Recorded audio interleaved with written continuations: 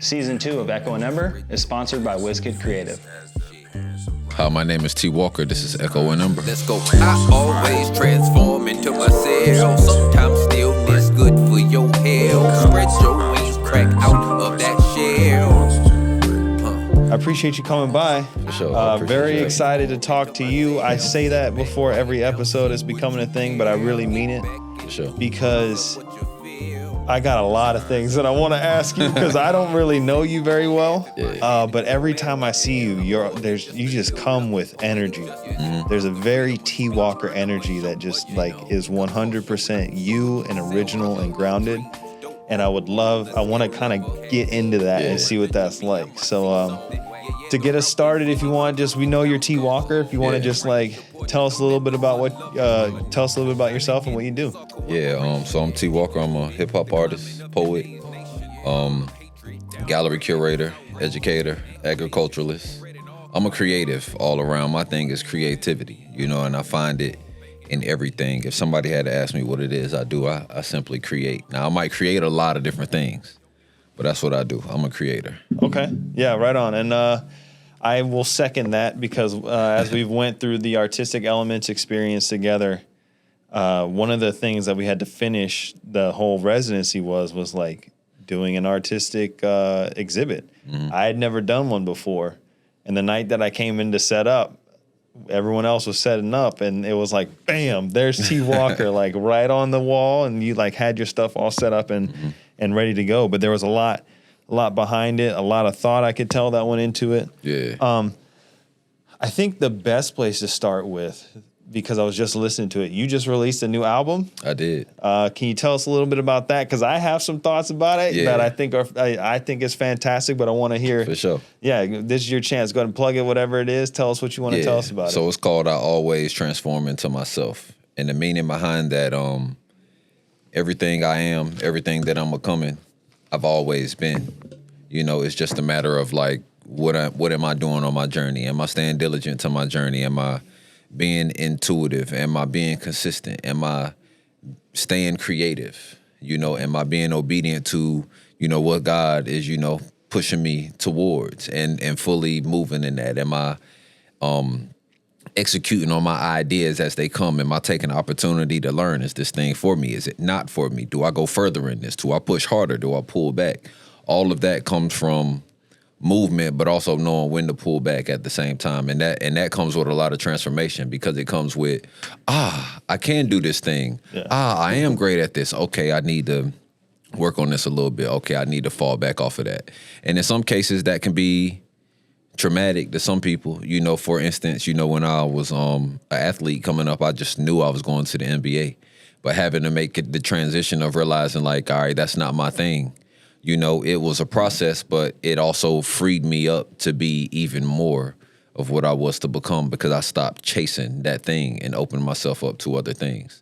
So I always transform into myself. And that random thing came to me one day, and then I end up saying it in a song, and that stuck with me. That became the album title. Yeah, I love the name. I think that was the name of your exhibit too at the exhibit that we did. And I love the name because it's like you said, it's like it captures so much because there's the idea of transformation. If we're living a life, that means we're constantly growing and evolving and finding new parts of who we are. Yeah. But the destination is still for me to be who I am. Right. So it's like, in a weird way, it captures both this idea that like I am growing and evolving, but I'm also still myself. Precisely. And when I listen to the album, I will admit I'm not the best at listening to lyrics, but musically and vibe and energy, I definitely feel that. Yeah, for sure. My favorite track, I think right now is number 6, Playgrounds. Okay. 6, 7, 8, like that whole run right there is like, yeah. And what I like about it is it's very you. Your album is very you from what I've been able to observe from being around you in the ways that I have, which is like one of the things I love about you is like I feel like you are very grounded in who you are. You know what you're for, you know what you stand for, and if something comes along that isn't in line with that, you don't mess with it. And not like in a bad way, right. but it's just like this isn't for me. Yeah. And so I can feel like musically, like who did you do the production? Who did the production, the mixing? Because whoever did it, like it's almost it listens like reading your journal almost. It's kind of how I'm feeling. Yeah. So it's That's just like a the vibe. collection That of was thoughts. the intention. That's what I wanted people to feel. Okay. Because I've always, with my music, so I come from a line of storytellers. Okay. I come from my mom, my uncle, my aunts telling stories, my grandmother doing different type of voices of the people that she's telling stories about or imitating. Or from the other side, my dad, you know, being a great storyteller, my grandmother having a podcast out about storytelling, but they're both, my dad's Apostle T.B. Walker, my grandmother's a pastor retired. Okay. My aunt, my uncle, so it's a mesh of that, you know, and I was in a space where I opened myself up to create without boundary. I didn't have a title. I didn't have a specific direction. At that time, I just wanted to create. I had a sound I was looking for. So that sound that you heard, I found and I searched for very intentionally. Interesting. It's a couple of different producers. My guy, 𝐃𝐨𝐧'𝐭, Genius Art, he's out in Atlanta, which I have so many different joints with him. Some that didn't make this project, but they're meant to be a part of other things. Yeah. That going through a process with him of production opened even my ears up a little more to what it is that I was looking for. Okay. And I was looking for more of so as an educator, I teach young people about hip hop and I teach them about its roots in jazz. Yeah. And I wanted to have a more jazzy sound. Like I always seem to find jazzy, neo-soulish type of sounds because I feel like that fits my voice and my gospel, my choir background, my band ear. So I was looking for that, you know, and incorporating it. And one night I found it, you know, with the producer. I was just going through beats, Rim Dollar. And I just was going through the beats and I found it. And once I found it, I'm a person that like, once I get into a zone, I ride that zone until it's finished. Yeah, I love that. And then it's time to move on. Yeah, I love that. And you say jazz because it's so interesting how you're able to do it. Like it's very hip hop. Like there's a side of it to me that is very like one of the songs I'm vibing with right now. I know it's older, but it's Money Trees by Kendrick Lamar. Yeah. It's very much in that world of hip hop, like culturally hip hop, right? Yeah. But then there's also the cultural side of the jazz to it. And like the way that you've been able to draw that line between the two is like, I'm like, I haven't checked to see if it's on Spotify yet, but I hope it is. It's because not yet. So I'm intentionally only distributing it through my website for now. It'll be on all DSPs, but right now I'm not even focused on so much the masses. I'm focused on the development of the community. Okay. The listening session we did out on the land, and we had a bonfire, and we had about 75 people out there around the fire. We went on a hike. We came back. One of my friends that I went to college with has a company called tea-essence. So she did a tea pairing, and then the fire was lit, and the music came shortly after. Yeah, and it was a community. It was a very intimate thing, and I want to connect with the people that really want to connect with me. Yeah, you know. So this is an opportunity for it to be exclusive to whoever wants to hear it first, and then I'm gonna add it to DSPs as I continue to roll out other pieces of it because this is an album that I'm gonna work for the entire year. Okay. Good to know. Good to know. Yeah, man, because it's like, I like that it's also on your website, too. Like, I can go to your website and listen to it, which it kind of takes me back to, like, the Bandcamp days or, like, the MySpace days, because it's like, once Spotify and, like, On Demand came, it was like, oh, let me get it up there so I can listen to it whenever I want. But, like, there's an exclusivity to it that's like, I can only get to T. Walker through the way that he wants me to get to him, which reminds me a little bit of Spencer, how he has his calendar. Like he doesn't have a website, he doesn't have social, but he's like, if you want to know where I'm spinning, you got to get access to my calendar. And it's kind of the same thing. It's really cool. Before I go too far off on a tangent, we'll come back to the album, but I'd love to know kind of what was your journey in getting to this version of of transforming into yourself in the way that you are now. Like one of the things I like to ask people is like, what's your story? Like, obviously you like to do music and art. Like, how did you get to a place where you've decided that, not decided, but like that became a part of your life? Yeah. You know?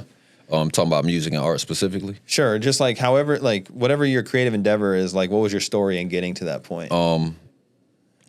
Church. I grew up singing in the church choir. Okay. And then one day I was imitating somebody. I was joking. And I stood out and just like kind of imitated, somebody leading the song. And from that point on, they were like, no, you're going to do that. And I started, so I was leading songs in the church choir, but also on the other side, I was in the band. And my aunt was like, anything you do with music, I'm going to support. So she would pay for me to go to camps or pay for instrument rentals and things like that. So it was like both of those things, and then it would, as I would progress in these things, like I got comfortable with my voice because I was leading songs in the church choir. I wasn't like the greatest singer, but I was finding pockets at a very young age of what I could do with my voice. So there were certain Outkast songs where Andre 3000 was doing so many different things vocally that I would just do it. I would like do it myself, playing around, and I'd recreate songs. Fast forward, going to high school. Well, no, before that, my mom got my brother a radio for Christmas one year, and it had a microphone attached to it. Oh, cool. And so from there, me and him were like making little songs in his room and stuff like that. I got to high school, and there was a group called Versatile Kings, some guys that lived in the neighborhood. So now I was there around people that were actively creating music, going to the studio, and then as they would return from the studio, I'm one of the people that hears their music first. They're hosting parties and things at their house, so I'm inviting people over. They live in the neighborhood, but they had CDs, and I'm passing their CD around at the school. So that was a couple different introductions into me doing music. And once I got to college, that was a different space of freedom where I was finding myself creatively. My second roommate rather, brought his recording equipment. So he was recording and doing music in the room. I did freestyle ciphers, during the meet and greet, situations in the college. And that was one of my ways of connecting with people socially, was I could rap. And it just continued on from there. The journey continues. The marathon. Yeah, continues. I was talking to my dad about this the other day. Where it was like, for me, one of God's greatest practical jokes, at least in my opinion, is like there is no destination, right? It's all a journey. Yeah, and it sounds like this. Again, back to the idea of I always transform into myself. Is that gets back to that idea? Is like, no, we're just going to continue developing into whatever this thing that I am is, and keep finding it. Listening to your story, one of the things that I'm hearing, and as I hear you tell the story about your release party and the bonfire, is like these two ideas of like building community, but also connection, and like how music and art, like that's a way for you to connect with your community. But like for you, at least what I see, it's more about like these are real people in my life that I want to connect with. Absolutely, not necessarily. I want to send my stuff out in the world and have 1 million people hear it. Right. Can you talk a little bit about why that is? Because, and I'll give you a little more context on why I'm asking. The reason I'm asking is because I put this podcast out. Yeah. And people are cool with it. Like I get engagement on it and stuff, but I get way more engagement from people in real life talking to me going, really love what you're doing with the podcast, man. Keep doing it. And in the back of my head, I'm like, why don't you like and share it? Right. So do you understand the question I'm trying to ask? Yeah. Like, so millions of people are going to hear it because people are going to continue to share it. Word is going to spread. But one of the things that I realize is that the people I'll utilize this as an example. I went to the movies once. Okay. And as I was coming out of the movies, there was this white lady and this white kid just staring at me, and I was like, what is going on? You never seen one of these before? But it was crazy because like I was like, this kid looks familiar. And I had like substitute. I was a sub for his class one time before. Nice. And as he got closer to me, I recognized him. I just couldn't remember his name. He was like, Mr. Walker. And when he expressed to me who he was, what class, and I was like, oh, okay, yeah. So, we spoke for like a very brief second, and then he mentioned a song that I had released. I think it was Vase, and he was like, I really like that song. Wow. And like he might have said a few lyrics from it. And from there, as I would, that was a middle school. I do a lot of work in high schools, and some of these students follow me on Instagram or they have my number, like there's some that I've done work with. And they'll hit me up and be like, yo, this song is fire. Yo, I just saw you performing in Delaware. Yeah. So I started to realize like yeah, people in other places, they're going to hear it. I get messages from people from UK, you know, or in Portland, where I've done some things that tell me that they enjoy my music. But I have these students, these young people that are telling me that they're listening to my music and that they appreciate the journey that they're getting to see me on. And I'm like, they're becoming inspired. So when they begin to speak on that, even when I return to their classes, it piques the ears of the other ones around them. And now they are also trying to figure out what's going on. Okay. So it's kind of like a thing that's spreading. I had a student by the name of Seven who I'm getting ready to do some more work with. Nice. But last year before my tour, in one of the classes, one of the things that I was speaking to the class about, I was like, you don't have to wait till you have bills to make money. I love if you that. have a gift, let's work it right now. Yeah, just go. Yeah. And so we began to discuss what he wanted to do creatively and with his art. So I sent him the music that I was getting ready to tour. And I was like, just send me some images. He sent me a few. It was one that really stuck out. And I was like, I'm going to use this for my tour flyer. We're going to put this on merch. And I'm going to print you some prints. Nice. And we're going to take it on tour. We're going to make some money together. Nice. The day before my DC show, which was the first day of the tour, I stopped by the school and I had him sign every single one of the prints. That's awesome. I wanted him to have that feeling, but I also wanted the other students to see him about to have this experience, which made them tune into the tour more. And every time a product sold, I sent him his money, but I also sent him the breakdown of what that product cost. That way he'd know how much he was getting, why he was getting this much, because I wanted to teach him at the same time. And because I don't want him to need me. Yeah. I want to teach you that way. In a year, you know how much this product costs. You can go get it yourself. Yeah. I don't need a bunch of people just needing me to do this thing for them. No, this is for you. But I also want you to be able to be self-sustaining for yourself. Hone in on your gift, because who knows what you're going to do with that. So man, it was such a great experience that I had another student that at a number of the events I host, he has an oil business. And I just had him everywhere I was at. I didn't charge him for his booth, and I watched his booth evolve the entire summer. I saw that he was reinvesting in himself constantly. Cool. And I was like, yeah, I'm really on to something. Like, I always knew I was on to something, but I really knew I was on to something then when I was impacting them. And interesting.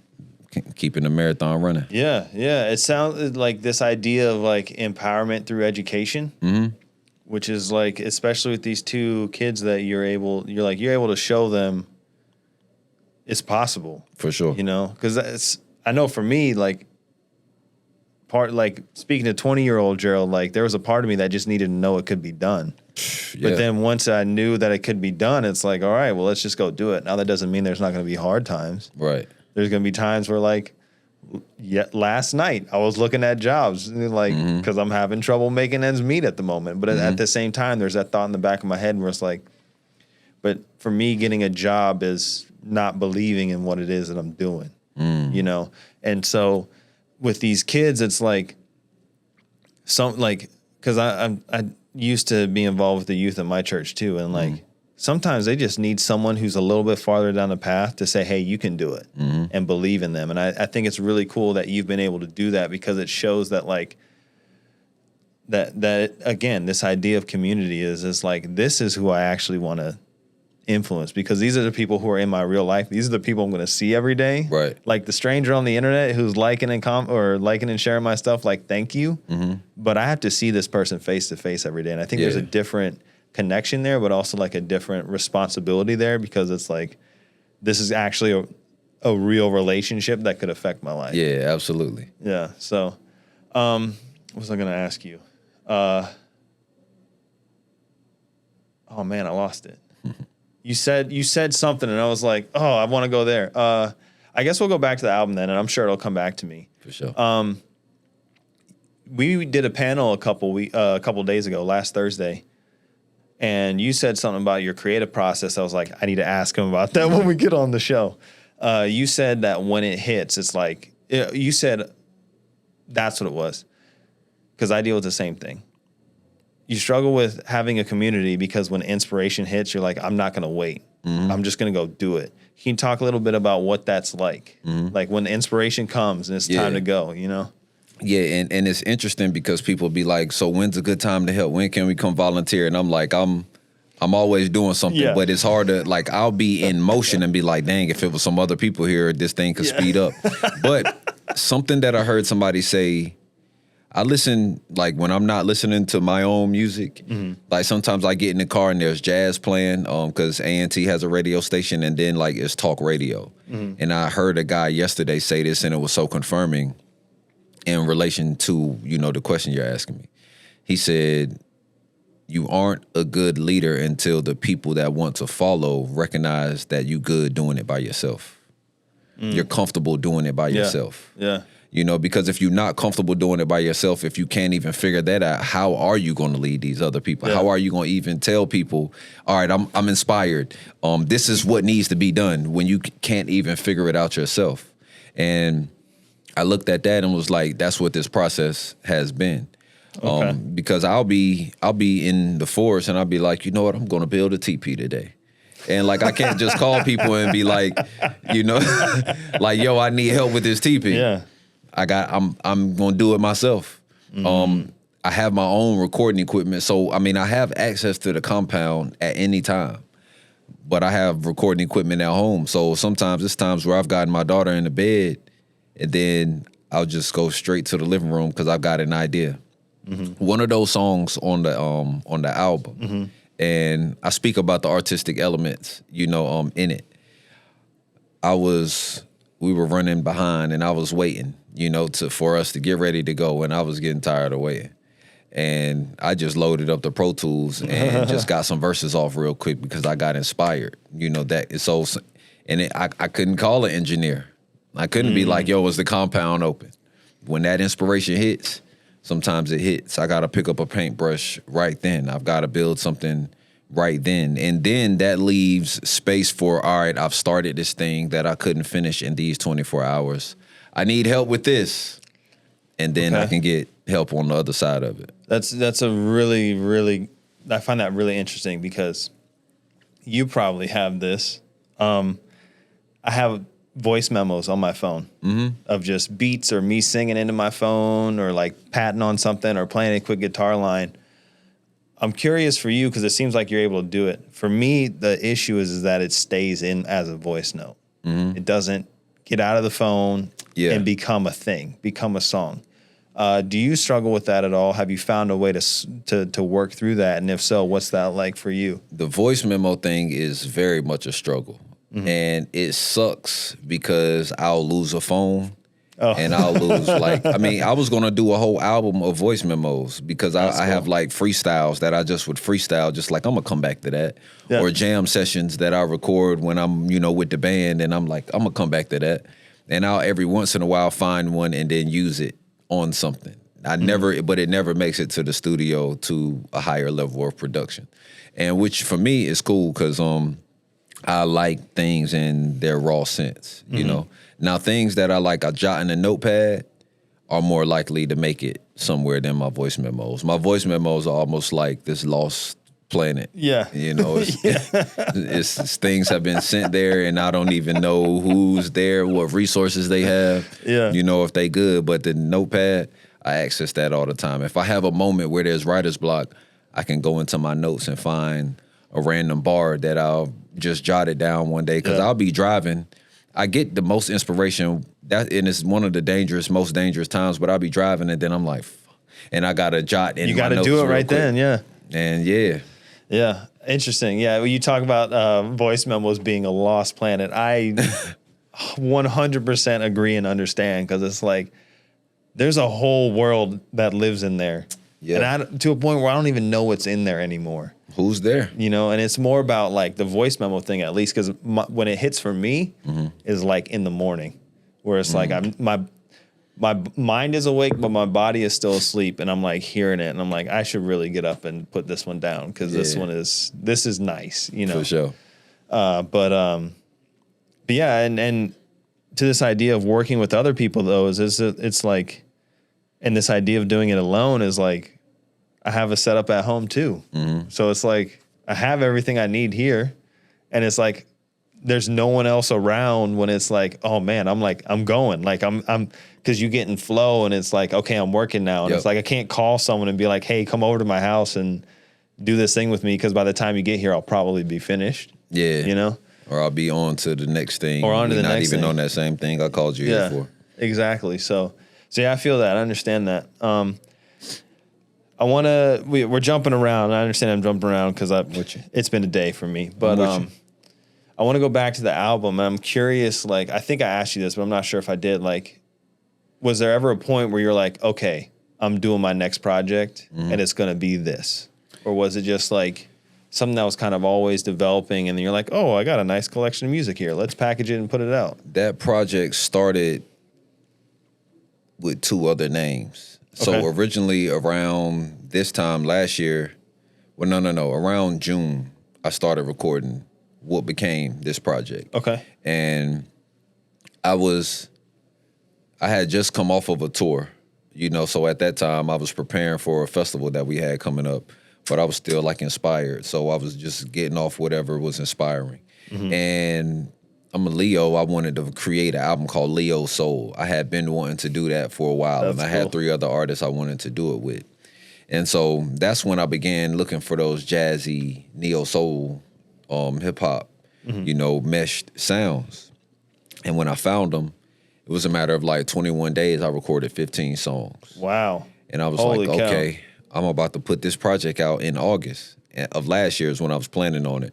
But I didn't get an opportunity to work on any of the mixing and things like that because I was, you know, focused on the festival. And so I didn't put it out. But for everybody that came to the festival, I sent them some demo tracks that I was working on. So a few people heard the demo tracks. I had it on my website, but I had it as a hidden page. So you could only access it if you click that link that I sent you. That's cool. You ain't gonna just go to my website and find it because they demo tracks that I just wanted specific people to hear. You know, that community that I was developing. Yeah.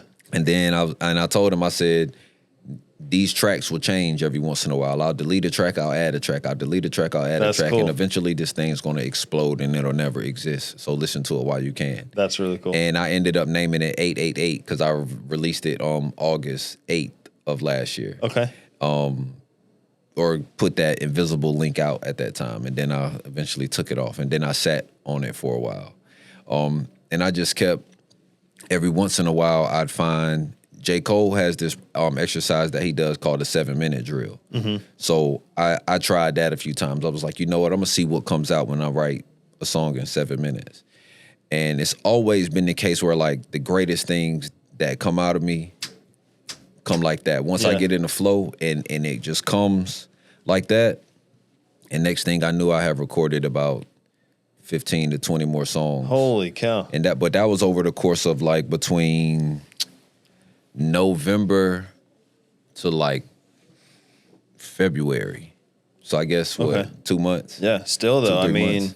And I was just flying. And then I was like, you know what? I'm gonna fall back off of these songs. There was certain other vocalists that I wanted on the song, so I started calling people to the studio. I had 𝐷𝐸 come through here and 𝐸𝐿, and I was trying to get Flower and Bloom, but we could never get a time. Jade, and then I sent a couple records out to different people. And eventually I came across that. I started saying, I always transform into myself. Then I was like, that's the name of the album. And then I just went along with that. And it was so many other different things that came along with it. Like even when you get to dealing with numbers, number 9 is the number of transformation. And this is the year 9, 2, 2, 5 is 9. So it was so many different things that were aligning with the concept that I was like, yeah, this is right. And so I like numbers. So I looked at March 21st and was like, all right, that's 3-2-1. What day is that on? That's a Friday. Okay, yeah, I can do this on a Friday. And then realized that spring equinox, you know, was around that same time, which is, you know, so now we're getting into a new planting season and a whole just new season all together. Yeah. And I was like, yeah, this is what it's going to be. So everything felt confirmed. Yeah. And once I had the music, I had to pick from 30 plus songs. You got it down to what? I 18. think 18? Got it down to 18. Yeah. Which is 1 and 8 is 9. So I wanted to keep that 9 in flow. That's cool. But yeah, that was that event. And I had to pause myself. Oh, because up until the night that before I released it, I was in here just doing the final mixes. And I ended up recording another song that night. Of course. I recorded 2 that night, actually. and one of them ended up actually on the album. Interesting. So, man, a lot to unpack from that. But what I like about it is how, like, you were just moving, you were doing, you were creating, and there wasn't really like an end goal in sight. There was like you were going somewhere, but you were kind of like creating it and discovering it at the same time, which is really cool. But then it was like all of these things kind of came together to be like, oh no, this is what it is. And I think one of the things that I think the best creatives do, and I'm going to throw you in there because you've done it, is they let the project tell them what it wants to be. Absolutely. And then they just shepherd that.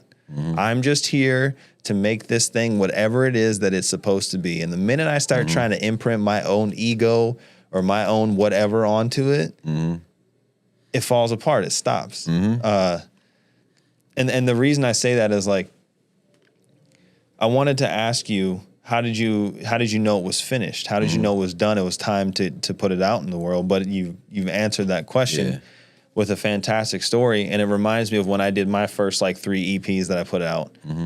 Like the first one I put out in 2020, there's songs that were written on that one that were written in like 2013 that I just been like sitting on. Yeah.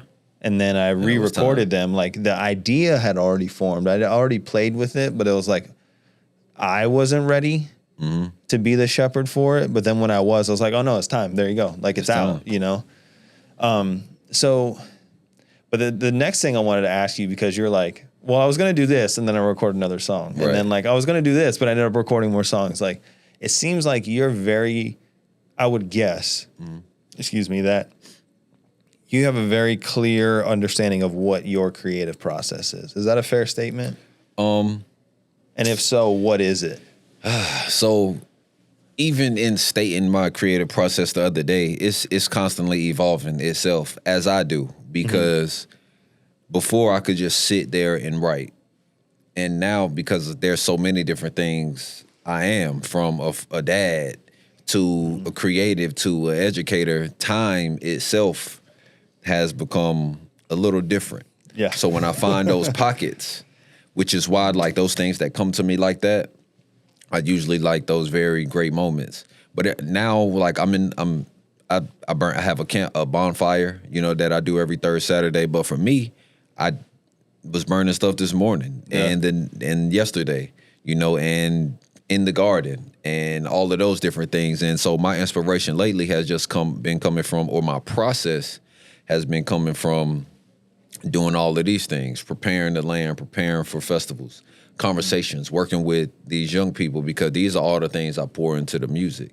And it's like I'm creating it as I'm moving, but it's just a matter of when I hear that perfect instrumental for whatever the mood is, in 5 minutes, it's there. Yeah. The rest of it is just me building everything else around it. What other sounds am I going to put around this thing to execute exactly what it is I want people to hear and stuff like that. Same with when I'm curating an art exhibit.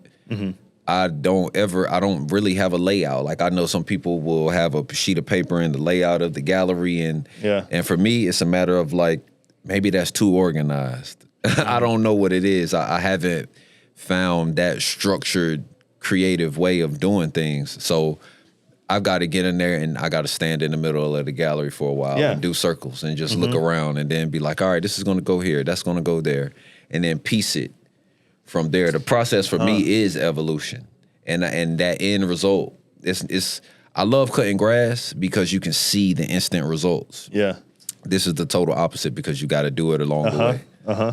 You know, so it's like, all right, this is cool, and to watch it is beautiful itself. Yeah, yeah, and oh man, again, a lot of things I want to ask you based on what you said. But the thing I want to go to is like one of the things I talk to a lot of creative people about, especially in like ad industry or like creative work for a product, is this fear of the blank canvas.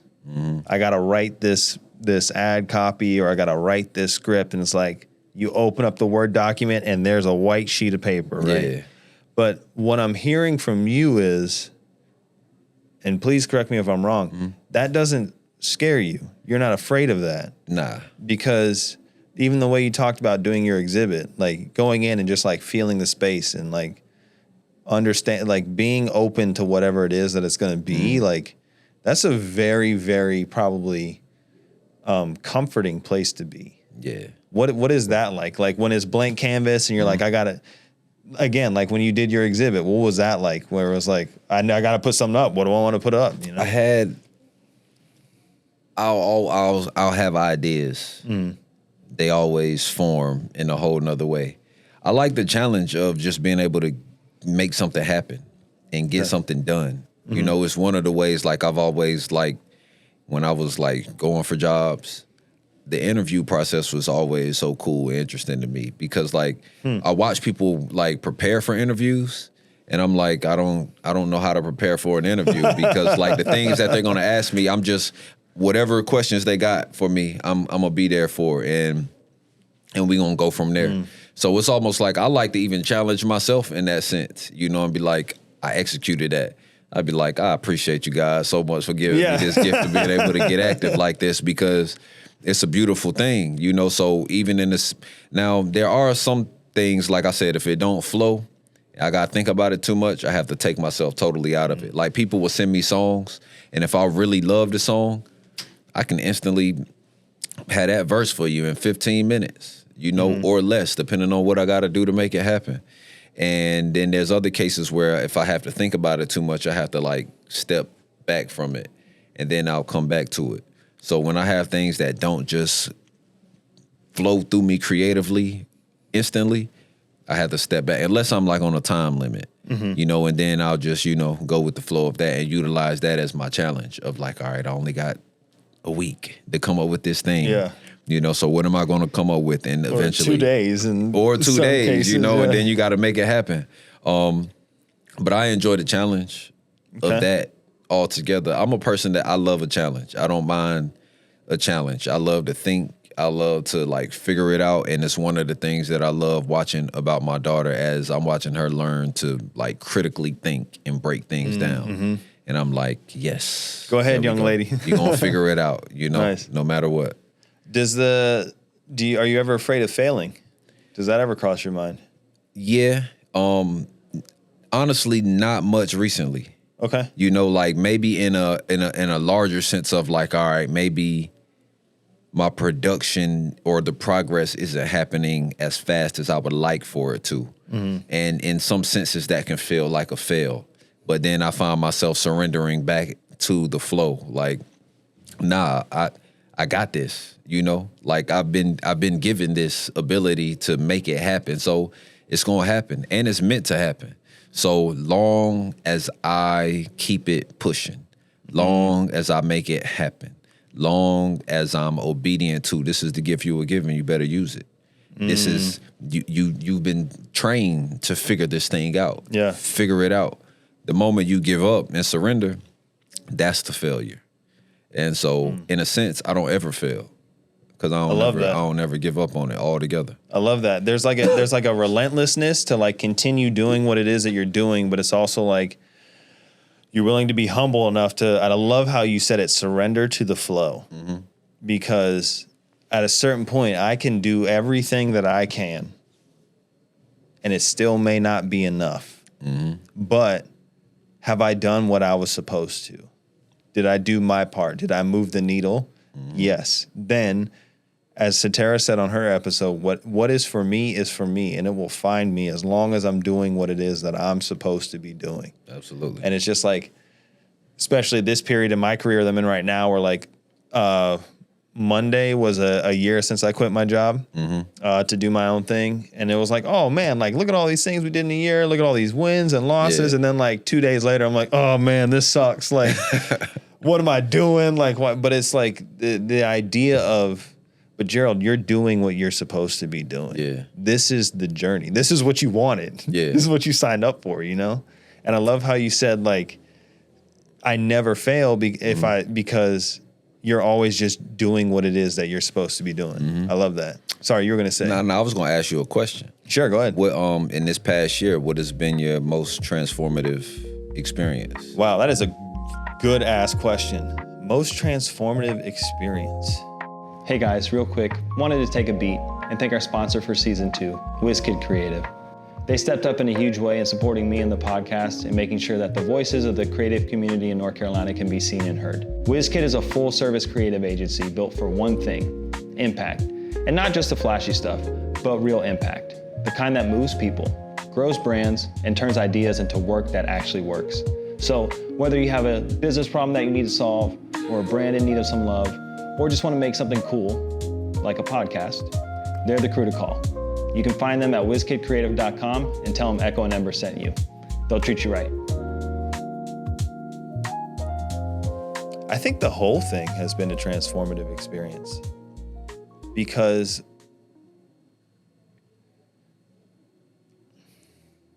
man, that's really hard. It all is because it's all just like one thing to me. Mm-hmm. Like I think transformative in the form of like when I quit, there was like a 2-week period where I took a break and I didn't really know what I was going to be doing. Mm-hmm.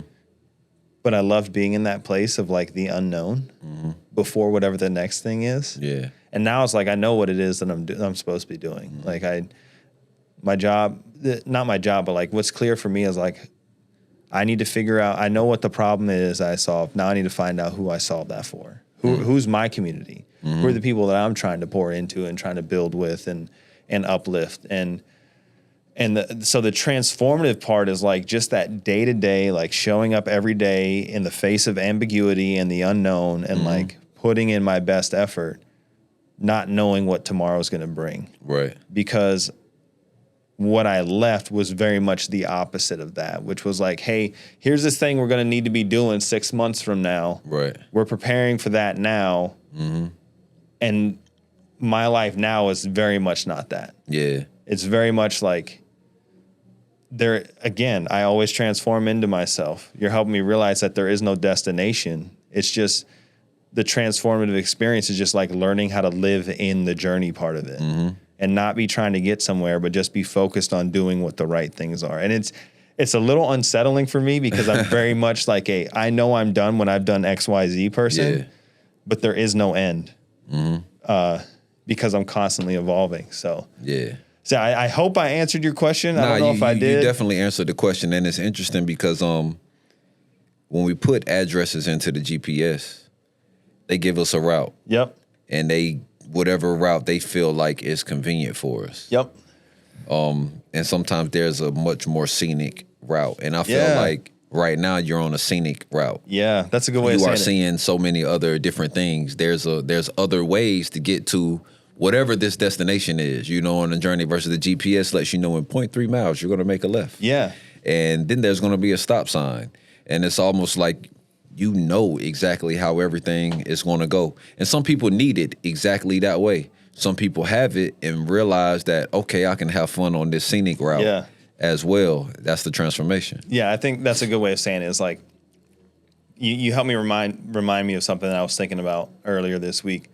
I was thinking about like this idea of self-actualization. Mm-hmm. And it's crazy that we're having this conversation right now because I just rewatched the Matrix movies and like that's what they're basically about is like becoming who it is that you are, not who you were meant to be, but who you are. Mm-hmm. And I kind of landed on this idea of like I can have confidence in who I am and what I'm doing because I can see the version of myself 5 years from now that's already accomplished it and is doing it. And so if I can see that person and they're real to me, that means I've already done it. Right. So this 5 years is about just going on the journey to becoming that person and not worrying about the destination because I've already done it at some point in the future. Right. Like I call it, I don't know if it's true or not, but I call it for myself like future casting, like trying to get in touch with who my future self is and then bring that person back into the present day. And that's kind of what I'm focusing on right now is like, I can kind of let my hands off the wheel, off the gas a little bit and like be a little bit kinder to myself because I don't have to be done right now because it's already done. Yeah. I just got to get to that point. I just got to catch up to who that person is.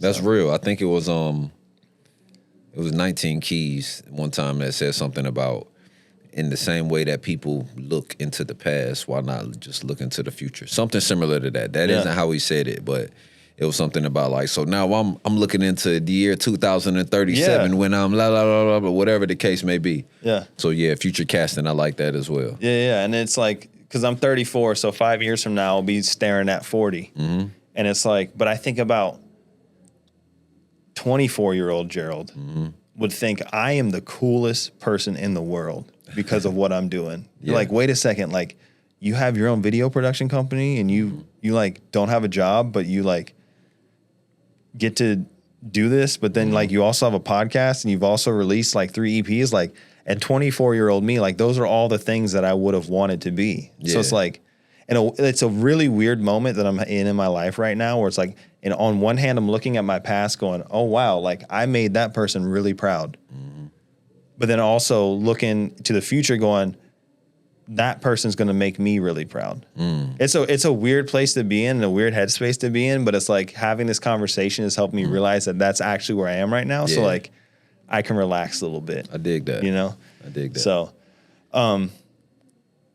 I have something that I want to ask you, but if you got more questions, we can keep going that way too. We gonna continue to flow. Cool. So I wanted to talk to you. The first time I met you was when we did a So Far Sounds here. And I remember watching you perform and being like, something about your performance is so compelling that I just want to watch you do it. Because it was like half spoken word, half rap, but it was like, but then you had the jazz element and then the education. It was like seeing you perform was almost like your performance was the exhibit. Can you talk a little bit about what goes into like your preparation for performing your music or any of the things that you do?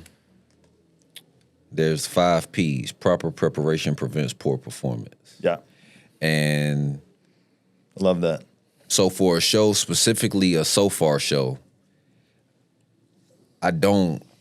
there isn't a lot of preparation, I'll say. Mostly because like the crowds are always different. So when I'm going into like a specific hip hop show or part of my tour or in a specific venue, I might already have my set together based on what I feel like the energy is already going to be. With a So Far show, because it's so intimate, I like to just feel the crowd and figure out what I'm going to do while I'm there. So like, especially if I know who's going to be playing the music, I'll send them a couple different songs. Oh, wow. And then be like, you know what? I don't know what I'm going to do yet. But by the time I get to the stage, I'll tell you, you know, you just have those queued up. And then so I'll figure out when I'm going to do the If the Sun Don't Shine, I Will, and the poem and what stories I'm going to tell based off of the feel of the crowd. But it's come from years of doing this, you know, and getting comfortable with not being ready, because I'm always ready, but I don't have to come to the stage with my set already prepared, which also creates a different level of comfort because now I don't have to try to remember, well, what's next? What's happening? No, I'm confident enough in it to be able to be like, this is what I'm coming with and this is what I'm feeling from them right now. So let me switch gears and come here. And then, okay, let me change up the energy a little bit and tell a funny story in here or add a chant in here or tell a story about one of my students and then hit them with this song because I want them to know that I have music out too. And that's where they can go find the music and stream it and things of that nature. So Far Sounds has been an interesting space of development for that because it's been one of the most different spaces that I've ever performed in. And I've done their shows in Seattle, Portland, Charleston, South Carolina, Baltimore, Philly, DC. I've done maybe 20, 25 plus So Far Sound shows, and they're all over the country, all over the world, but I've only done the ones, you know, within the U.S. And yeah, the way that crowd is set up, it's been challenging in a sense of how do I create my set. And so I love that because it helped me develop something different. I started like with love letters, I would write poems or raps or whatever at the end of them. And then later, as I transitioned into really becoming an artist, I would go to these open mic spots when I was living in Wilmington, Delaware. And they would be like, nah, we're not doing rap. So I would come back and say, well, I'm a hip hop artist. They're like, we're not looking for that. Then I would say I'm a lyricist. Eventually, I just was like, I'm a poet. And then I came in and did my lyrics just a cappella. And that was a whole new place for me. That was a whole new vibe of how I was working that crowd. Fast forward now, I've been able to incorporate all of these things, you know, at the same time, from the storytelling to the poetry to the music, which is why I always transform into myself. It went from rap to poetry to storytelling to back to poetry to doing both of them to with a live band to it's been a lot of different transformations just in the creative world itself. And so that's prepared me to be able to create sets like that and be able to form them and feel people as I'm doing it. Yeah. No, that's fantastic, dude. Man, like hearing you talk about it, like there's so much of that I healthily envy about you, because you were saying that like I don't have to prepare because I'm always prepared. Mm-hmm. And I think you named what it is that I felt from you. The person that was performing wasn't different than who T. Walker is. Right. Like it's just you, right? And for me, that's something that I would love to get to, because like I speak in church sometimes and it's very much like, okay, who I am as this person, like there's a process that I go to get to the point where I'm like, all right, I'm ready to speak. Because I have to think about what I'm going to say and like roll it around in my head enough, but I kind of end up in the same place where it's like, once I know what I want to talk about, I can get there any which way you want. We can take the scenic route. We can go straight on the GPS, however you want to do it. But I think what I love about what you're saying is that like you're like, what I'm feeling is you just kind of live your life the way that you live it. And it's like, if I'm on stage, if I'm out in the woods, if I'm in the classroom, it's T. Walker. It's all the same person. And I love that about you. And I feel that on your album. And it's almost like I always transform into myself as like your like mantra, mission statement, like one liner, like T. Walker always transforms into himself. So facts. So yeah, I think you're really hitting on that. There's something else that you talked about too. Oh yeah, when you're talking about like in Wilmington, Delaware, where it's like you had to go through that process of iteration to just like, okay, I'm a lyricist. Like now you could let me on stage, but it's almost like by taking those different things away, you got to just the lyrics part, which was probably very helpful for you because it allowed you to focus and refine just that aspect of the music. How do you? Because I feel like you're constantly evolving. I imagine your skills are constantly evolving as well. What's that process like? Are you learning? Like, how are you learning new things? Or refining different parts of what it is that you do? Things like that. So, even in reference to the Wilmington, Delaware thing, it was a matter of figuring out how to confront rejection. Because I could have just took that no and been like, all right, well, this ain't the place for me. Yeah. And then, so I use this example all the time about our gifts. So let's say, we'll just use this chair as an example. You're sitting in it now, but you're tall so you can reach things. But like if you needed to, get something up high, you can stand in the chair. That's how flexible our gift is. You know, we can do multiple different things with it. If I didn't have a table in here and I just had these two chairs and I didn't want to sit my food in my lap, I could sit it on the other chair. Yeah. Exactly. It's how flexible our gift is. So I've realized, like, all right, why am I boxing myself in? I can do something different with my gift as well. It's the same thing. It's going to be the same words. It's just going to be a different cadence.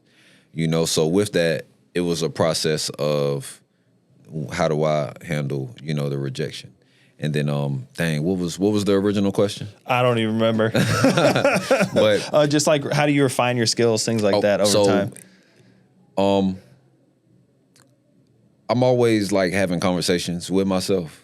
I figured, and then I love to like freestyle, different lyrics to myself, which is how I'll have certain things just already stuck in my head when it comes time to really have to get out and create. Me and one of my brothers, AJ, were talking about this maybe about 2 days ago. And he said one of the things that he heard in the project was efficiency. Yeah. Because it was a matter of like, there are in some songs you can hear me say one take because I knocked it out right there in one take.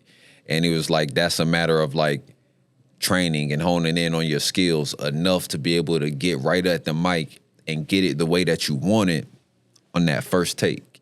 And it's been a constant process of I'm always listening to myself, you know? So when I get on stage or when I'm in front of somebody, I'm always ready. So somebody's like, all right, we need a poem from somebody, you know, and I always like to, you know, leave space for somebody else to go first, but I'm always down and ready to kick something right there on the spot.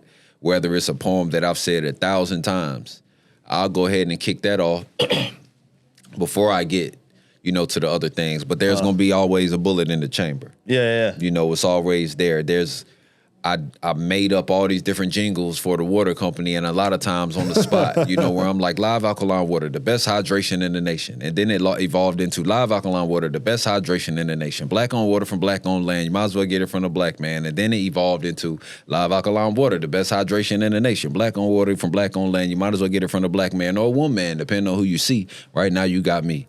And so it was that was built over time of standing at tables at vendor spaces at different festivals and saying it to people, and then realizing that like people might have walked past as I was saying it, and some people, because they loved it, turned around.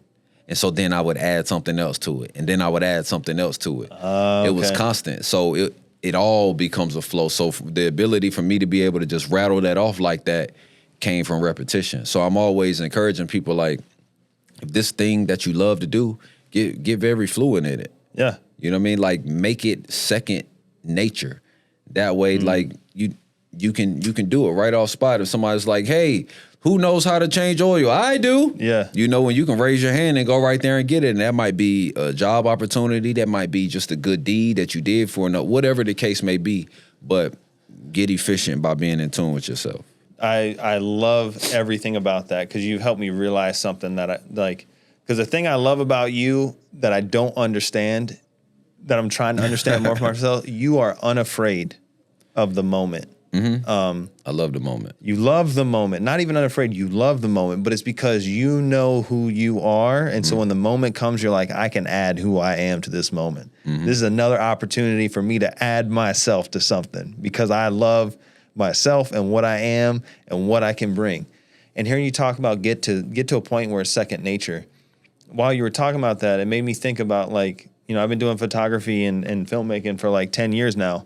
My first photos, dude, if I went and dug those things up, ass tier, terrible, you know? But it's like just that constant process of just doing it and doing it and doing it and doing it. Now, like, I'll be walking down the street and be like, oh, that looks cool. Bam. And then it's like, again, the photo that I take now would make 20-year-old me like, dude, how'd you do that, man? You know, but it's just that process of iteration. And I love how you tell the story about with the standing at vendor booths at festivals. And you're like, you're throwing paint on the wall, seeing what's gonna stick. And if someone turns around, it's like, okay, that's it. That's the thing. Now let me iterate on top of that thing. Now we know that works. Okay, now let me, and it's just like that constant process of trying stuff until something works, and then once you got it, trying something to make, and just making that thing better. How do you figure it out if you don't try? Exactly. How do you know what's real if you don't test it? Like, when people that are perfectionists, I always encourage people, I'm like, it ain't never gonna be perfect. No. Because once you get it a certain way, you're gonna want to make it better. And then you're gonna want to make it better. Some of this stuff you just gotta give to the people. Just put out there. You don't, but like, you sitting there like trying to be perfect. And it's like, get over that. You know, obviously the world wasn't even made perfect. God had to go through several different transitions. 7 versions of it, right? You know? So here we are. Yeah.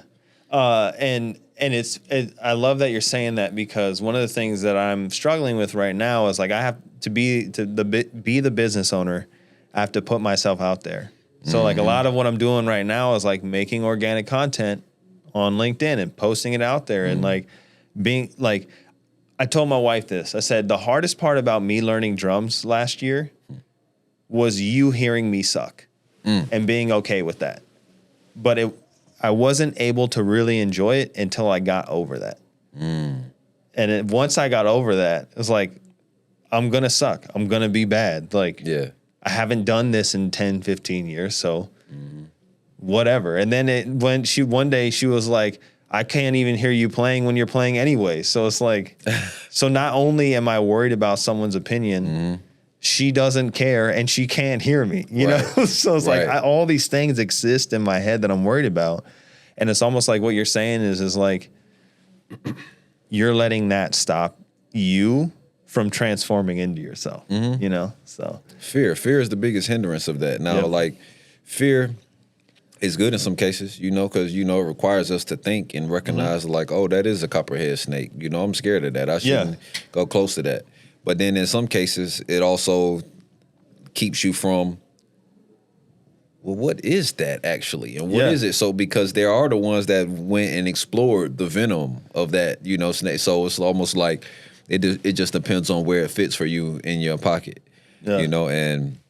But I try to confront it. I think somebody asked me a few days ago, how do I challenge fear? And I just like, you got to confront it. You got to get right into it. Yeah. So like if I'm nervous about getting on stage in front of a bunch of different people, I just got to throw myself out there. And I got to start with what I'm comfortable with first before I get into these other things. I have to warm myself up because once I get in the vibe, it's on and popping. Oh, yeah. You know, so the things that I'm afraid of, I have to tackle them, which is why I always love a challenge, because it's always confronting new levels of what could be fear, if anything else.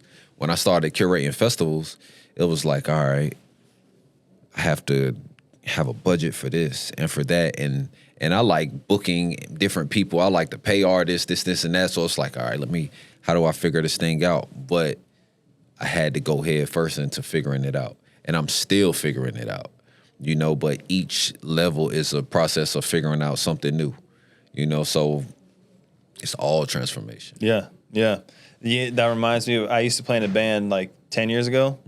Or not 10 years ago. No, 10 years ago. Wow. 10 years ago.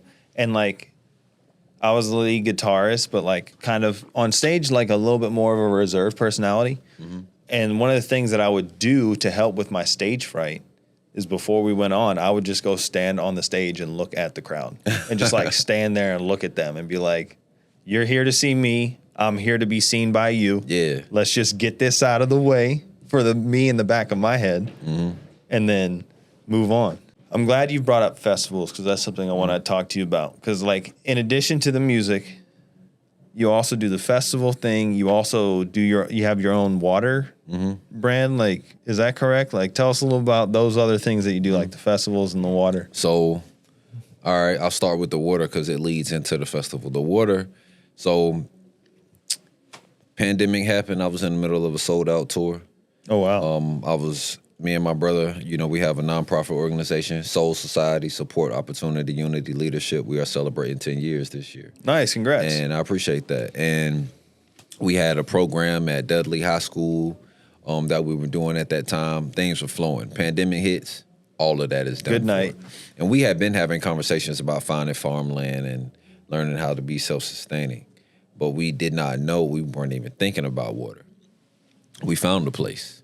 And not only did we find this place that we had heard about from a couple different people, we discovered that there was a water source. It was a spring. Nice. And the land is on a crystal mineral-based body of land. So the minerals in the water is 100% natural, and the pH is balanced naturally as well, which is why it's called live alkaline water. And I've said that thing so many different times that I'll probably say it verbatim every single time, the same way every time.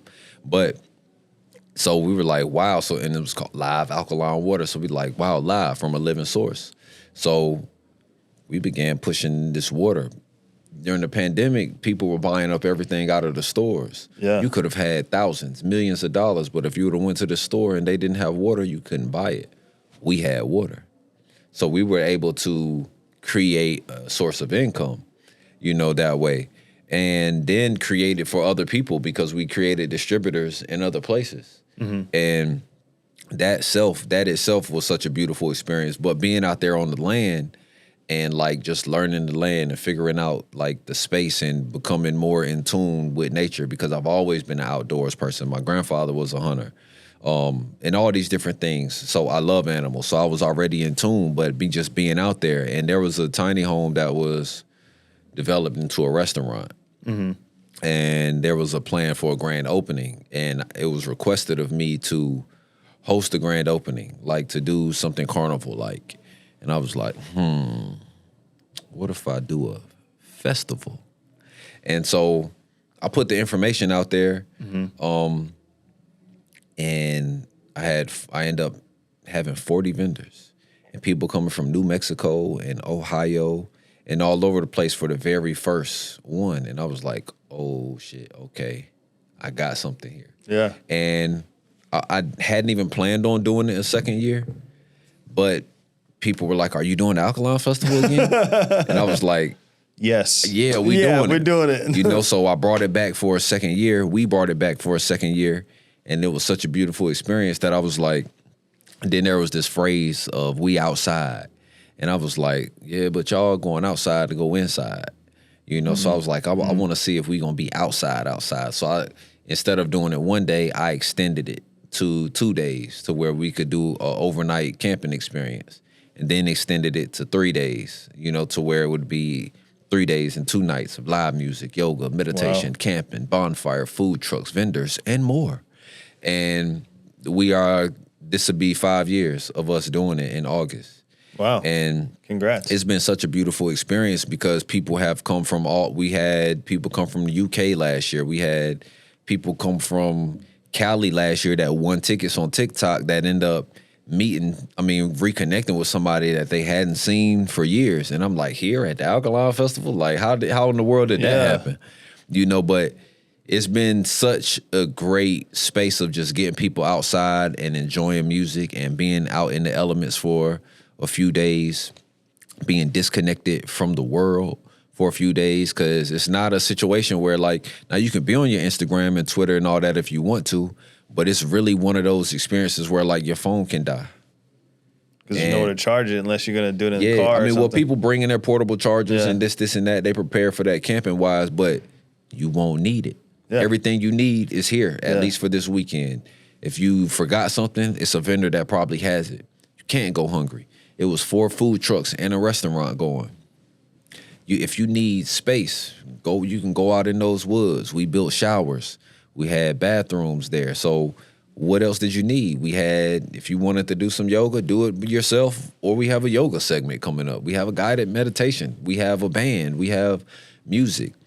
It was a beautiful way to bring in all of the things that I do and bring in my friends and pay artists and create an economy for the weekend of what it would look like if this was something that we kept going on continuous. Jeez, that is really cool.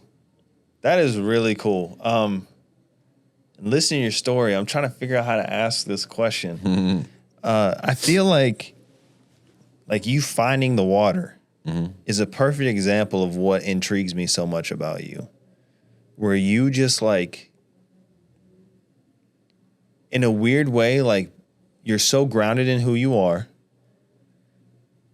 but you also allow yourself to be guided to these things. And I remember feeling like that when I was younger. But having older and bills and life and stuff, like, I feel like I've lost that a little bit. And so I guess my question is, like, A, is that correct? Do you feel like that's correct? And B, like, how do you do that? You know? I do feel guided, and some of it is like connection with God. Some of it is just like recognizing that this is pathway. Like, okay, I wasn't looking for water, but the water came and it created money for me. It created a way for us to create that for other people. It created a way for us to connect with other people, because next thing you know, there's the NIL thing, name, image, likeness with college athletes. Yeah. So we connected with other athletes or agents, you know, different ways to expand the brand. But coming into the water is what led to the creation of the Alkaline Festival, which was something else that wasn't, at least for me, that wasn't on my checklist, you know, but it came, and it was like the gift was already in curating things in spaces, you know, or hosting events. So all of the things that I didn't know I was going to be doing came around that same time, and I just had to move in it. You know, I had to go with the flow of what that was. Okay, festival. Oh, y'all want it again. Okay, Cool, let's do it. Well, we're gonna do it again too. Now it's an annual thing too. I've got people hitting me up all the time about our vendor spaces available. That's cool. Did we have performances? When is it this year? People that are and it becomes bigger, better, more challenging, but still, wonderful at the same time because I have to figure it out. And then it's a matter of bringing in other people, to help figure this thing out. But it definitely feels guided, and I'm just enjoying the ride. Yeah, it goes back to that idea of surrender to the flow. Yeah. Where it's like this thing is flowing, it's here, and it's almost like you found this flow and kind of like got on the ride, and now you're running with it too. I went to college in Hawaii, and I tell people like, oh man, what was it like? I'm like, well, here's the thing I actually learned how to do while I was there. Body surf. Right. And the reason I say that is like, this is something that has stuck with me my whole life is like, in order to body surf and catch a wave, you have to be in the right place at the right time. You have to be moving at the right speed, but then also like moving at the speed of the wave too, and let it take you. And like, that's kind of been a metaphor lesson for my life is like, when I want to, like when opportunities present themselves, it's like, oh, I see this wave coming. Yeah. Is it gonna like, cause the other side of it is like, you can catch a wave, but it may not be a good wave. Maybe one that picks you up and slams you right down into the sand versus one that carries you forward. So it's like, you got to evaluate that in a split second too. And also like when you're on it, you can kind of feel when it's going to dump you if it's a dumper and you're like, okay, let me get out real fast. And sometimes you got to catch them bad waves. Yeah. To learn the lesson in that or to learn how to navigate that because I've caught bad waves and had to figure out how to navigate it or like for the sake of just saving face and then being able to know like, or even waves coming in that don't look like they're going to be good. And you're like, let me give it a shot. Yeah. And then it ends up being like this really cool ride. And you're like, and everyone's like, wait, how did you see that? I'm like, I don't know. I just took a chance. Right. It's the thing of like going back to my student and me giving him those free vendor spaces all summer and me watching his booth grow all summer. He was reinvesting in himself. If we don't surrender to that flow sometimes, especially when we feel it, it's like, all right, cool. You don't get an opportunity for that booth to grow. You don't get an opportunity to watch this thing flourish because you wouldn't move in it. You were waiting. What were you waiting on? Sometimes you got to do that thing right now. What are we waiting on perfection for? Yeah. No, you do this thing now. What are you waiting on the development of a team for? How you even know what to do with a team if you ain't figured out how to do it yourself yet? So I'm always encouraging people. I try to encourage people, you don't got to do it the way that I did it because for me, I'm going to do shit different anyway. But what you can take from me is like, take that risk. Don't be afraid of that. You know what I mean? Like, unless it's like going to kill you, you're going to survive and you're going to be good and you're going to figure it out. You're going to learn if it's meant for you, if it's in you to figure it out. Yeah. And that you might need to figure out as well if it's in you. If not, then you might need to find something at a different pace. Well, and that's the other thing is like, what does figuring it out even mean? Like I have an idea of what figuring it out means, but the actual thing, going back to this idea of like, let the project tell me what it wants to be, that might be different. What the project wants may be different than what I see. Right. Sorry, I think you just got to be active in it. Right. So without that action or the stillness enough to recognize when it is time to move. Yeah. How you gonna figure it out? Yeah. Like how do you get into a flow if you either don't create it or don't know how to recognize when the flow is happening? Yeah. I can feel when the flow is about to come sometimes. So sometimes I have to shut everybody out. Yeah. And it's not in an arrogant type of way. It's just a matter of like, I'm in a zone right now. I ain't got time for that. Yeah. I can't, I know we supposed to be spending time, but I got it. I'm in my zone right now, and it's like time. I got to execute this, or it's not going to be good for us. Type of thing. Or if you want more of me later, let me do this thing now. Yeah, that's relationships, that's family, that's even when I feel like, oh man, I want to be in the classroom, with these students right now.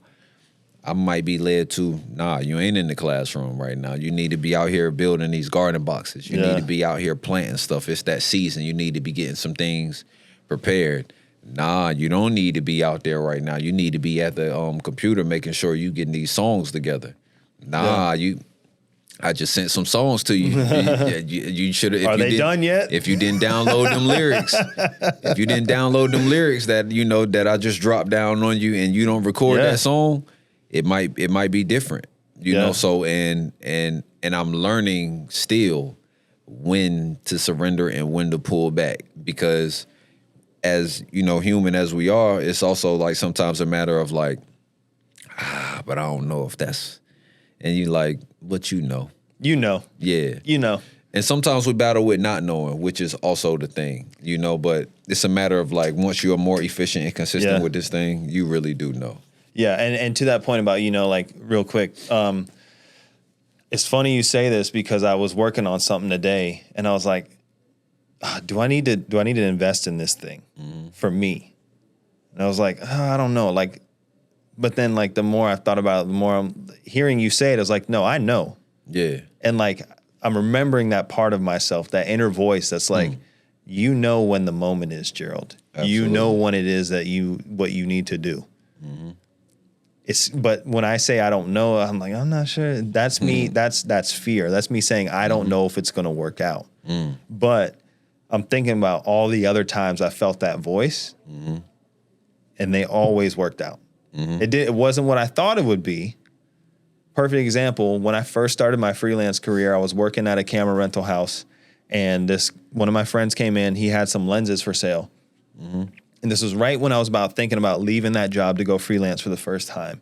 And I was like, he was selling, it was a crazy deal.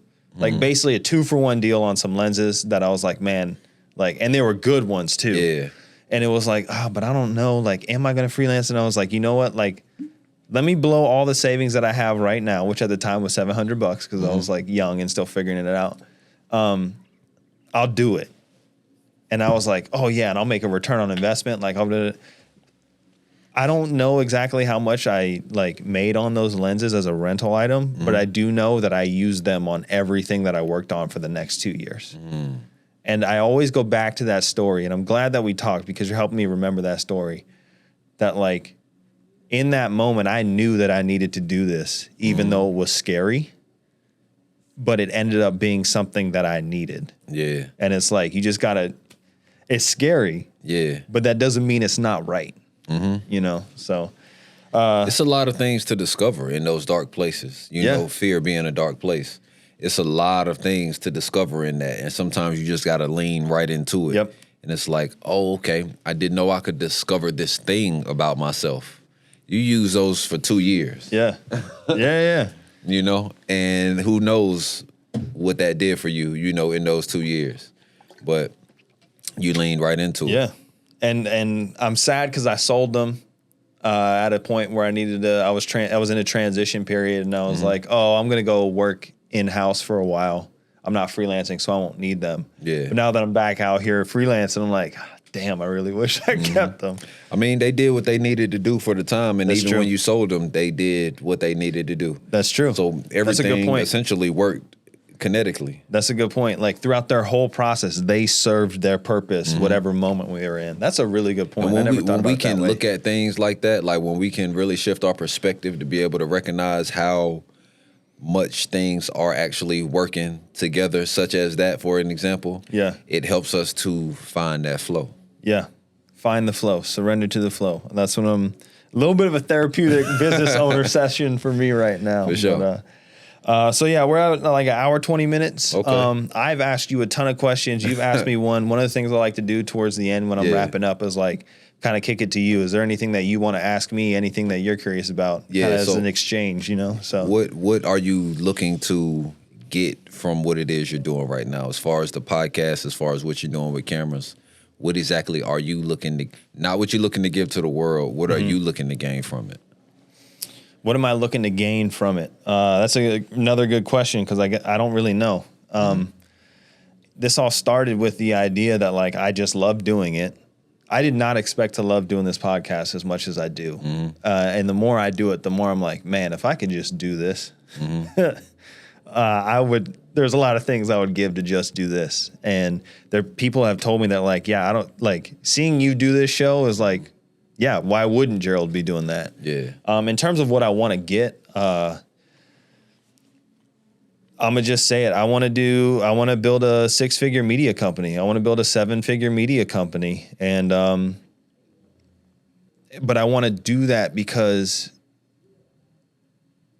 when people usually say, okay, like imagine what you used to do as a kid. And like, that's what you should be doing. Yeah. For me as a kid, I would come home from school. I'll throw my backpack down, wouldn't do homework, and I would go out into the woods or whatever and just like make up stories and play pretend. And that's what was fun for me. And like a little bit commercial work is like that. When you're making a commercial, you're kind of playing pretend, you know, but there's some truth in it to make a story, but it's like, but what I want is the reason I want that media company is because I'm trying to make my wife into a trophy wife. I want her to sit at home and read books and look cute and not have to work because she's ridden with me for so long and like put so much trust and faith in me that like I want to give that back to her. Yeah. I want to prove out what it is that she saw in me when she decided that like, yeah, I'll ride with him kind of thing. I also, what I want to get is like, I want the opportunity to like use this skill set that I have to like share the gospel and share Christ. Cause it's just like, for me, it's such a big part of like what I believe and who I am that I'm like, man, to be able to give that and in service to him would be like, oh dude. Yeah. Let's go do that. But yeah, I mean, in terms of like what I want to get, what's hard is I feel like I appreciate you asking me because I feel like I kind of already have it. What I've realized, what I always want is I just want to be able to decide what I do with my time. That's key. But then the second part of that is like, I want to be able to sleep at night knowing that I have all of the things taken care of. And I want to be able to buy a house and like have like some material things, buy a house, have a nice car, you know, take care of all the investments and things like that. But yeah, it's hard because it's like what I want to get out of it. I kind of have it already. Yeah. And I think that's why I'm stuck is because it's like, why am I pushing so hard? Right. You know, because I can go to the movies at 11 o'clock on a Tuesday in the morning if I want to. No one's stopping me kind of thing. Right. So yeah. I think you're giving a lot, you know, and, you know, in some ways, like, I can imagine that there's so many different things you gain, you know, from hearing even the guest. Because it's almost like you get like several TED Talks. A little bit. A little bit.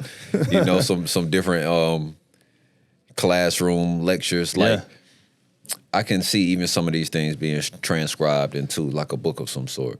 Oh, that'd be cool. But in the past year, what has been the greatest thing you've learned, you know, about yourself? Because you haven't had that routine that you had when you were working, and what was next, and what that 6 months looked like. So what are some of the things that you've like learned about yourself and about your career in the past year? I just learned this earlier this week, and that what I feel defines who I am is that I am relentless.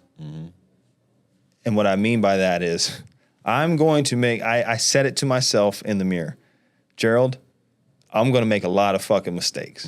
I just do. Like I mess up, because I'm going fast, I'm not paying attention. I'm pretty sure I have ADHD. And I'm just like not together like that. Like I'm not very cautious. I definitely leap and then go, oh wait, maybe I should have thought about that. But on the other side of that, I've learned I'm not going to quit. Like I've said it probably 3 or 4 times in the last week. You're going to have to kill me before I go get another job. Like I'm not doing it. I'm going to make this work. And I don't know how I'm going to do it, but it's going to work. And I'm not going back, because to me, going back is like, that's taking the safe option. Right. I got to whatever obstacle is in front of me, I have to get around it, through it, over it, whatever, push through it. Because if I do, on the other side of that will be complete and total control over how I live my life. And that's what I want, is like, and not that like, have you seen the movie The Gambler? I haven't. There's a scene, it's basically about this guy who gets in gambling debt and he gets out of it. But there's a monologue in that movie where it's like, F you money, which is like, your boss doesn't like you, F you. Or like, you know what, it's, and that's what I want. I want F you money, where it's like, I don't care what anyone, like, you know? And so in terms of what I've learned this last year is that like, I'm going to make mistakes, but I'm not going to quit. Yeah. But on the other side of that is this whole being on your own thing is a roller coaster. And like, if you don't just enjoy the ride, which is why I'm so glad you and I chatted, because you've reminded me of that. There is like, no one gets on a ride going, oh man, I can't wait until we pull into the station. Right. I can't wait until they pull us in and the lap bar comes off and I got to get off. They're like, no, let me stay on this thing as long as I can, you know? And no one cheers on the way up. Right. It's always on the drop. It's always on the way down. And it's like, you've reminded me of that like, nah, man, like I'm exactly where I need to be. Things are going exactly how they need to. And I just need to like enjoy the ride and surrender to the flow and like get back to who I was. Yeah. This is what all of this has been trying to tell me, is like, you're trying to transform into myself. So did that answer your question? No. That definitely answers the question. And even in what I thought about with the mistakes is you're going to put up more shots than the average person. So you're just going to make more mistakes. Yeah. The person can put up 10 shots and be 8 of 10, but if I put up 100 and I go 71, their percentage might be higher. I just made more shots, you know, because I wasn't afraid to take more. Yeah. If you could title the space you're in right now, how would you title it? If I could title, ooh, that's a great ass question. My greatest enemy is me. Because I think that's what I was saying. Yeah, my greatest enemy is myself, because all of the things that I'm battling, it's not anyone else. It's just this person. And if I can slay the parts of myself that are holding me back, you all are not prepared for what's going to come on the other side of that. I dig that. Yeah. So I dig that. So yeah, that's what I would say. My greatest enemy is myself. For sure. But that's the knee-jerk reaction. Just who I am as a person. I try to find a way to spin that into a positive. But it's like, I don't know if you're a Zelda player, Legend of Zelda. I used to play when I haven't played games in like a very long time. But like when I used to play Zelda, it was I get where you going. You know, I'm going where Dark Link, where you have to fight Dark Link. Like that's the chapter of my life right now. Yeah, is fighting that person. But you slaying. I'm working on it. Okay, I'm working on it. The hard part is that this person who I'm fighting knows all of my weaknesses, and so all of the things that I do naturally, they naturally counter that. Right. So I have to learn different things to win that. I have to fight differently because fighting the way that I did is what got me to this point. Right. But if I'm doing those things and I'm not pushing past where I am, then that means that's not going to work. I got to find something different to win that battle. So, I got you. So yeah. Okay. I dig that. Yeah. For sure. So yeah. I've appreciated this. This has been dude. a good conversation. I'm glad you got to come. I'm glad we finally did it. I will admit I was a little intimidated by you the first time I met you, but now that I've chatted with you, I'm like, oh no, dude. T. Walker, it's just you're so in your flow. You know who you are, you know what you stand for, and you just ride with that and rock with that. Yeah. So. What you said about energy in the very beginning, though, the name of my company is Heavy Energy. There you go. That tracks 100%. And people, there's a connotation that comes with heavy. But what I'm starting to understand now is the reason it's heavy is because it's so intentional. It's so intentional, but in a positive way. Yeah, so. and because it's felt. Yeah. Yeah, I feel that. I feel that from you 100%, where it's like, this is who I am. Yeah. Like it or not, but this is who I'm going to be. So, well, cool, man. So to wrap up, what's the best way for people to find you? That can be online or social media handles, whatever. So one of the things that I've gotten fluent in saying is I'm T Walker NC on everything from Snapchat to Cash App and everything in between. I don't use my Snapchat, but I do use my Cash App. But on Instagram, I'm T Walker NC. Okay. So people can find me there, and inside of the bio are the links to the website where they can get tickets for the festival. Check out the album and all of those different things. We have a festival coming up in April, then we have a festival in August. And then we do our bonfires called Fire for Therapy every third Saturday. And it's bigger than a farmer's market. Farmer's market is opening May 17th as well, which will be every third Saturday, and the Fire for Therapy will follow that. Right on, mate. All right, well, I'm Jerald, and this is T. Walker. And this has been Echo and Ember. Appreciate you guys. We'll see you next time. For sure. The villains who is protecting them. Listeria on the market, are you afraid of it? The price on air's going up, oh, is the chicken sick? You scared? Go to church, mosque, or synagogue. If your body's a temple, then tend to the God. And the lions then get hot, who are you trusting in? Wear a jacket of all the feathers I'm rubbing.